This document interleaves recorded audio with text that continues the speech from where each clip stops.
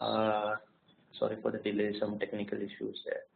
So what we are going to talk today is regarding etiopathogenesis of pulmonary hypertension, and for understanding, for treating, and for managing patients with pulmonary hypertension, it's important to find out what is the etiology of pulmonary hypertension, what is the cause of pulmonary hypertension. Unless we find what is the etiology of pulmonary hypertension, we will not be able to treat patients with pulmonary hypertension. Okay, so we'll see how do we go ahead with that. So first of all, the question is what is pulmonary hypertension and how do we define it? And pulmonary hypertension is such a wide specialty. There are many people taking care of patients with pulmonary hypertension, and it would depend upon whether you ask a cardiologist, a pediatric cardiologist, a neonatologist, or a cardiac surgeon, or an intensive care person.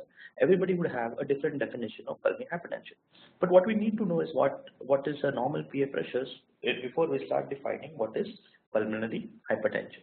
So if you see at this study, which was published in European Respiratory Journal in 2009, so the pulmonary artery pressures remain somewhat same in between whether you're supine or upright, in between males and females, in Europeans and in North Americans, and less than 50 years, the PA pressures were almost the same.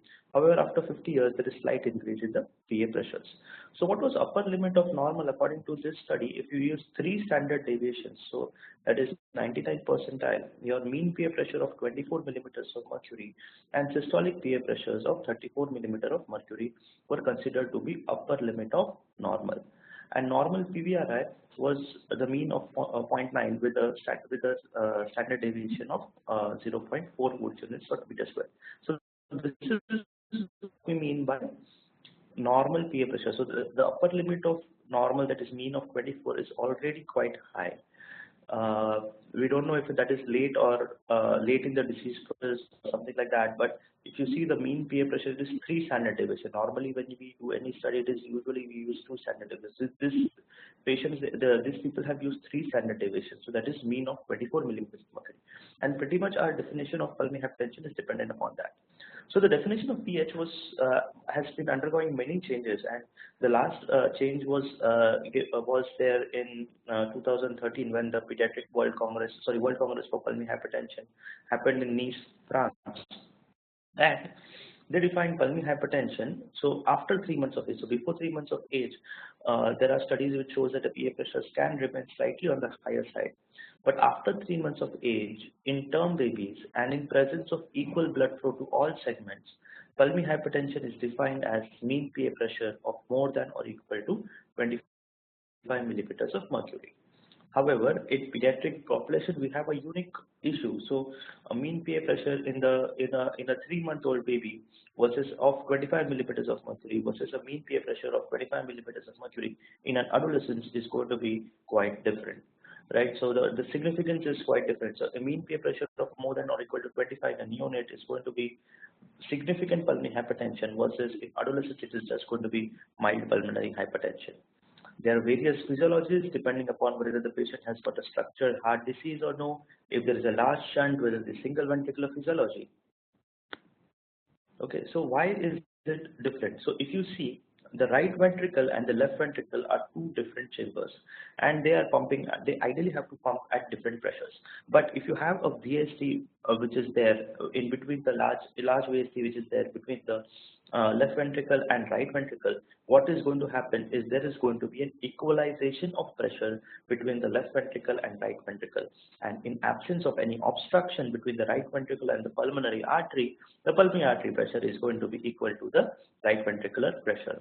But this is not what we want to know, right? What we want to know is once we close this hole, what is going to happen to the pulmonary artery pressures? Once this hole is closed, if the pulmonary artery pressures drop, we are not going to call it pulmonary hypertension, right?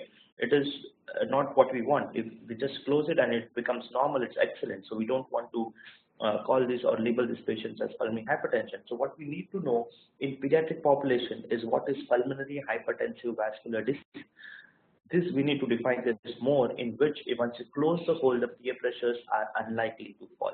If we can define pulmonary hypertensive vascular disease, that is what would be significant pulmonary hypertension for us as pediatric cardiologists. So, pulmonary hypertensive vascular disease is defined as in children in more than three months of age with biventricular physiology, a mean PA pressure of more than or equal to 25 millimeters of mercury and a PVRI of more than 3 Woods units per meter square is how we define pulmonary hypertensive vascular disease. However, if you take a patient with single ventricular physiology who has already undergone a Glenn shunt or a Fontan shunt, a mean PA pressure of 25 millimeters of mercury would not be present, right? But sometimes the PVRI can be high. So in such patients, we define pulmonary hypertensive vascular disease as PVRI of more than 3 Woods units, irrespective of the mean PA pressure. Okay. So now coming to the etiopathogenesis of pulmonary. So after we have defined pulmonary hypertension, we need to know what is the etiopathogenesis of pulmonary hypertension. And for knowing the etiopathogenesis of pulmonary hypertension, we need to know how people have classified pulmonary hypertension, and this classification by itself will tell us what is the etiology and what is the pathogenesis of pulmonary hypertension. Okay. So the first classification of pulmonary hypertension was given in Geneva in 1975, and this people classified pulmonary hypertension as simple: primary pulmonary hypertension when they couldn't find any cause of pulmonary hypertension, and secondary pulmonary hypertension when there were causes of pulmonary hypertension. They are listening, right? I don't know. The next classification of pulmonary hypertension was given in 1998 by EVN. So if you see, there is a long delay between 1975 to 1998. This is where the world of pulmonary hypertension was evolving. And in this EVN classification, for the first time, secondary PH was abandoned. Then there was a classification at 2004 in which it was in Venice, in which even the primary pulmonary hypertension was abandoned, and instead of that, it was replaced by idiopathic pulmonary hypertension. And congenital heart disease associated with pulmonary hypertension was reclassified. The last classification is in Dana Point 2009, and there has been one more classification after this in 2013 in Nice. So, but what we'll do is the Dana Point was the one which is we consider as baseline, and the talk is based on the Dana Point classification and how the Nice classification has evolved, and this is going to tell us what is an etiopathogenesis of pediatric pulmonary hypertension per se. Okay. So if you see the Dana Point classification which was given in 2009, they classified pulmonary hypertension into 5 groups. The first one was pulmonary arterial hypertension. In pulmonary arterial hypertension, there was presence of hypertrophy and hyperplasia of the intima and the media of pulmonary hypertension of the pulmonary arteries. That was type 1 pulmonary hypertension or group 1 pulmonary hypertension. Group 1 prime was separated out, and it was as pulmonary veno-occlusive disease or pulmonary capillary hemangiomatosis. So if you see group 1, it is basically the one which we kind of deal with in day-to-day life, especially in pediatric population. It includes congenital heart disease, it includes portal hypertension, connective tissue disorder, heritable PH, and idiopathic PH. So almost all of the PH which we see, almost 85 to 90% of the pulmonary hypertension which we see in the pediatric population is group 1 pulmonary hypertension. Group 2 pulmonary hypertension was because of the left heart disease. Now, what do we mean by left heart disease? Now, if there is ventricular dysfunction, systolic dysfunction or diastolic dysfunction, there is increase in the left ventricular and diastolic pressure. There will give rise to increase in the left atrial pressure, which will give rise to increase in the pulmonary venous pressure. And then there is going to be increase in the pulmonary arterial pressure, which is reactive to our pulmonary venous, increase in the pulmonary venous pressure. However, there is a subset of patients in which, if it is long-standing pulmonary venous hypertension, the pulmonary arterial hypertension is out of proportion to the pulmonary venous hypertension. And in this, we have such a subset of patients over here in pediatric population which can have pulmonary hypertension due to left heart disease, especially patients with hypertrophic obstructive cardiomyopathy, long-standing aortic stenosis, long-standing mitral valve diseases. Sometimes these patients can have pulmonary hypertension secondary to the left heart disease.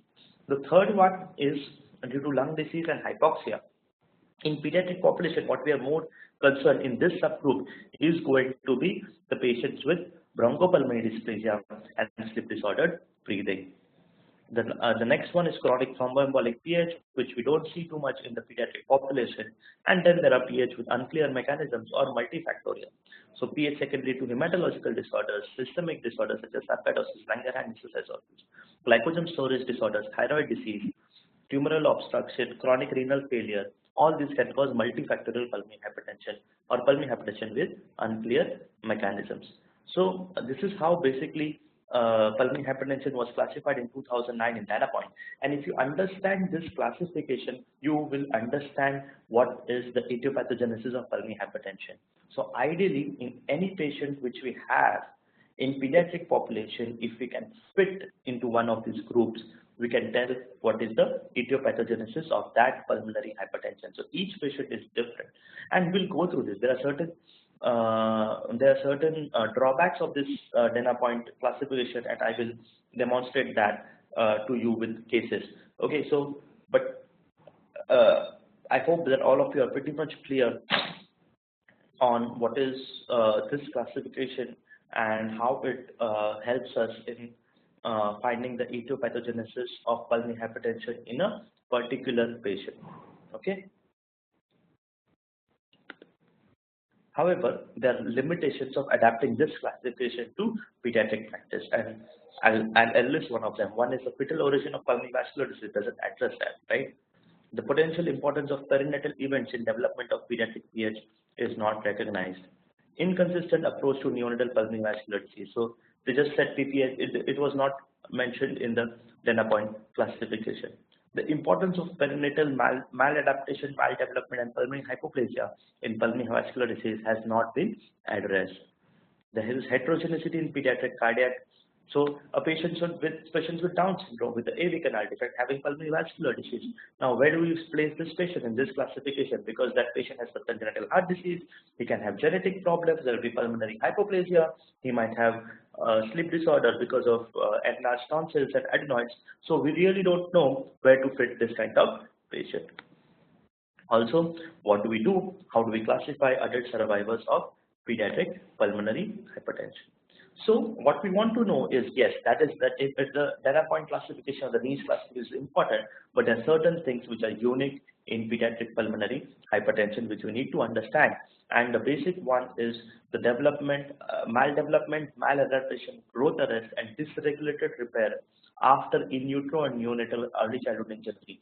We all have to realize that what we are born with is not we die with. There is a continuous evaluation of the pulmonary vascular bed, especially in the first 1 or 2 years of life, and only by 2 years of life we attend what we have the adult pulmonary vasculature. So we should know that there is a continuous development, and any injury to this development inside the uterus in the neonatal period or in early childhood can have consequences later in life, and none of these were addressed in the data point classification.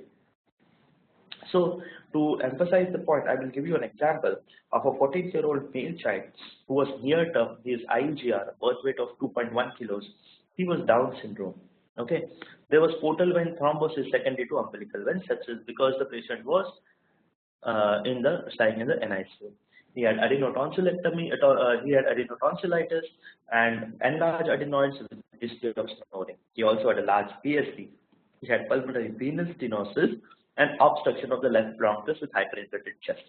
Now, if you see, this baby has got genetic syndrome, he has got insult to the growing lung, he has got developmental abnormalities, lung hypoplasia, probably due to the Down syndrome.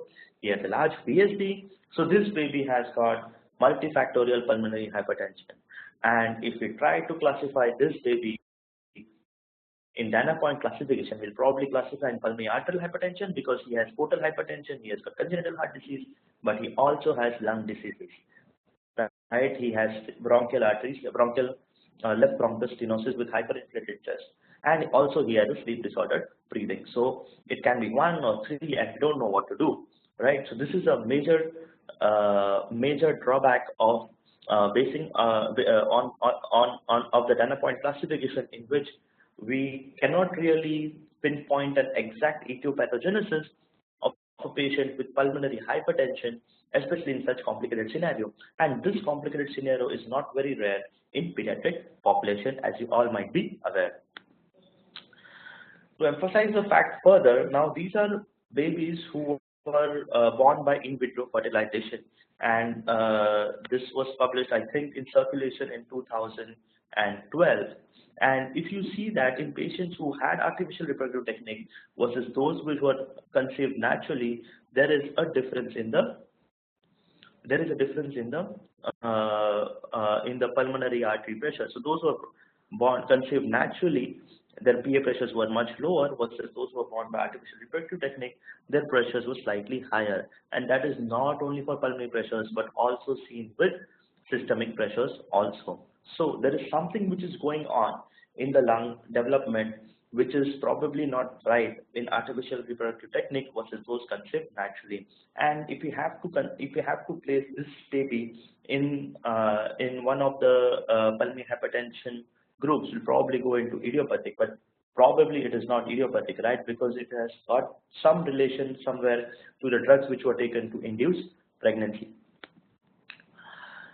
So we all know this diagram, and I will not go in detail about this, but what we need to know is this also plays an important role in maldevelopment of pulmonary hypertension. So as we all know that a more saturated blood goes from the ductus venosus with IVC into the left-sided heart structures, and then it goes into the upper part of the body.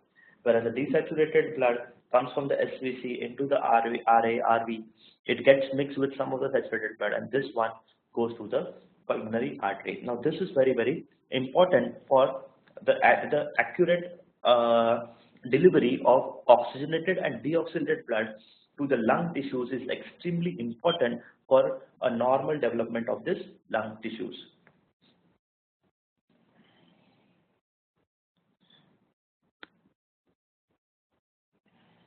Okay, so but what would happen if we have a transposition of great artery? So if you have a transposition of great artery, your pulmonary artery is coming from the left ventricle and your aorta is coming from the right ventricle. So a more saturated blood is going from the ductus venosus into the IVC to the PFO into the left-sided heart, and this is going into the pulmonary artery. Now, unlike in the neonatal period or postnatal period, the baby's pulmonary arteries are hypersensitive to hyperoxia. So once they get more oxygen, they get constricted. This is in reverse to what we see in the postnatal life. When we give oxygen, the pulmonary arteries dilate. But in the fetal life, it is the opposite. The two things happen. One is constriction of the pulmonary arteries, which results in increase or elevation in the pulmonary artery pressures. Also, other thing happens is the PFO restricts. So the lung gets more and more deoxygenated blood, which is circulating in the pulmonary circuit, whereas more and more oxygenated blood gets circulated in the systemic circulation in the fetal life. In the neonatal life, it's completely opposite. So this results in severe hypoxia-induced pulmonary vascular changes in the lung bed. Also, it gives rise to the production of many aortopulmonary collaterals, because the lung vessels are receiving less and less oxygenated blood. There is development of aortopulmonary collaterals, and then there are some patients in which, if we see that there is a PFO is restrictive in the fetal life, the PDA is small. These babies require immediate intervention after birth. Most immediate intervention after birth might require a balloon-atrial septostomy and might not even improve after doing an adequate balloon-atrial septostomy. And basically, this is because of the pulmonary vascular disease. And once you correct this do an arterial switch operation, also sometimes the PF pressures remain high. We have on a follow-up a couple of patients with TCA with intact septum who have increased PA pressures even though they were corrected in the neonatal life. So we need to recognize that this subset exists, and this is probably the pathophysiology of these babies who have pulmonary hypertension even after surgery in a transposition of great arteries with intact ventricular septum. So now, if you have a baby who has got a TJ which is corrected but still has persistent pulmonary hypertension, where do we place the baby? Where do we place the baby? So if you go to the data point, and this was also studied by in circulation 2014. So now if you go to the data point classification, you will probably place it in congenital heart disease, right? But this is not how it was developed. It is probably because of a maldevelopment and the absence of maturation of the pulmonary vasculature, which has given rise to the pulmonary hypertension. So if you classify in congenital heart disease, that is probably not going to be right. So data point doesn't help us in classifying such complex scenarios. Also, if you see in patients with persistent pulmonary hypertension, there are only 80% of them would respond to nitric oxide. So what happens to the remaining 20%? Have we ever thought of what is the cause of these? So one of the important cause of these is going to be alveolar capillary dysplasia, and this was published in 2005 in Perinatal Medicine, in which it was the last author was Professor Ian Adatia, in which they have shown that in patients who were not responding to nitric oxide in the neonatal period, they did a lung biopsy, and out of the 70 patients they did a lung biopsy, they had demonstrated that 14 of them had alveolar capillary dysplasia. And so what is the cause of pulmonary hypertension in this patient? It is data point doesn't help us in classifying that. So nowhere you will see that where will you classify a patient with alveolar capillary dysplasia in data point classification. The next one is the pediatric PH, which is secondary to underdeveloped lungs. For example, a patient with a congenital diaphragmatic hernia. So if the patient has got a congenital diaphragmatic hernia, there is hypoplasia and hypoplasia of the that side lung. The heart is pushed to the other side, and there is hypoplasia of the other side lung also. So now, if this patient, even after correcting, usually after correcting the diaphragmatic hernia, usually the PA pressures become normal. However, in some patients they do not because of the persistence of pulmonary hypoplasia. So what happens to these babies? Now, where do we classify them? Does data point help us in classifying such patients? Absolutely no. Okay, the next one is there is arrested development, so growth arrest in patients in bronchopulmonary dysplasia. So as I told you, in a preterm baby, the lung vasculature and the lung morphology is completely different as compared to term babies. As we can see here, it's underdeveloped, it's maldeveloped, and when these babies get delivered, because of oxygen delivery, because of so many other infections, because of all perinatal or neonatal issues, there is an arrest in the growth of these lungs.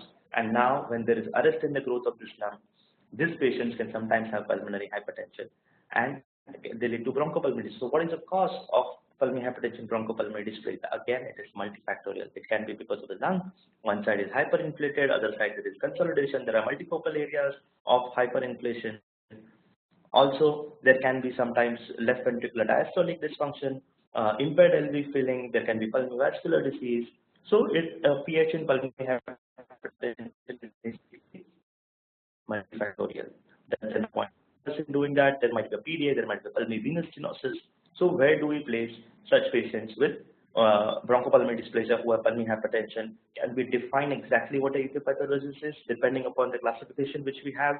Probably no, right? Because we have to place it in 3 different groups, and once you place in 3 different groups, there are different pathophysiologists, there are different treatment for each group, which is to be given. So if we use a data point classification, probably we won't be able to exactly know what an etiopathogenesis is of a patient with pediatric pulmonary hypertension. The next example is there is segmental PH, talk with pulmonary atresia.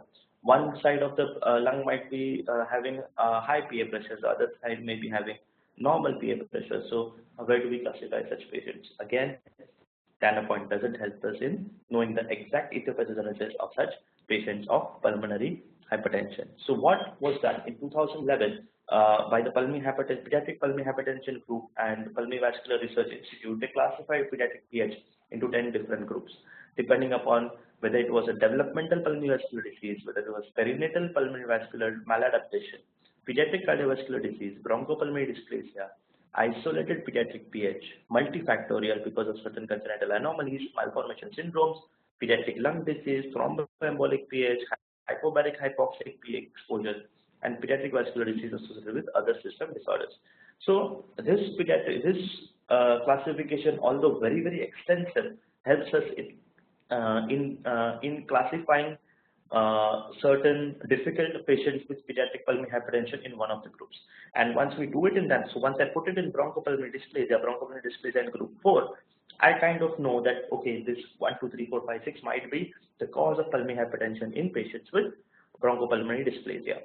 However, it's very tedious and it's not very well understood by most of the people. So what was done in NICE in 2013 is they tried to amalgate or try to incorporate the pediatric PH subclassification into their own data point classification. So the data point classification was modified to include certain pediatric diseases. So the number of genes which are responsible for pulmonary hypertension were increased. PPHN was given a separate entity. Congenital heart disease with LV inflow abnormalities. So mitral valve disease or aortic valve disease got a different group here. Developmental lung disease, congenital diaphragmatic hernia, and bronchopulmonary dysplasia were reclassified, and segmental PH was included. So proper. So now, if we have pediatric pulmonary hypertension, we might be able to give them a certain subgroup analysis in this patient, and it might help us in understanding the pathophysiology of pulmonary hypertension better. Even the lung disease, developmental lung disease, were received a more extensive classification in this, and so congenital diaphragmatic hernia, bronchopulmonary dysplasia, alveolar capillary dysplasia, lung hypoplasia, surfactant abnormalities, interstitial lung diseases, lymphangiectasias were reclassified into developmental lung disease. So developmental lung disease was brought into the NICE classification based on the efforts made by the pediatric PH group. The classification of pulmonary hypertension with congenital heart disease was again reclassified, and the type 4 or postoperative PH was added on to the previous 3 types which were there. What are the limitations of NICE classification? To understand etiopathogenesis, not many. However, congenital heart disease single ventricular physiology still did not find its way into this classification of pulmonary etiopathogenesis. So to summarize, the definition of pediatric PH is mean PA pressure of more than or equal to 25 millimeters of mercury. Pulmonary hypertensive vascular disease is important for us as pediatric cardiologists to know that it's a mean PA pressure of more than or equal to 25 and a PVRI of more than 3 Woods units. And pediatric PH classification, Panama classification, is more elaborate, helps in accurately classifying PH, especially if it is multifactorial. The NICE classification is concise. NICE and data point is concise, understood by physicians who care for adults, pharmaceutical companies, and government regulatory agencies. So government regulatory agencies are important because they need to understand PH in order to sanction the drugs used for pulmonary hypertension. Thank you.